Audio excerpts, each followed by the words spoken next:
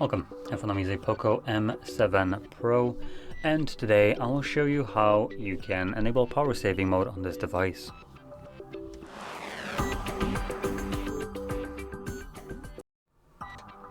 So to get started, you will want to swipe down from the top of your screen. Now, let me just quickly make sure. So make sure you do it from the top right side, which will bring down your toggles. And here, just look for the battery with the plus inside of it. Click on it, and that's your power saving mode. It's now enabled.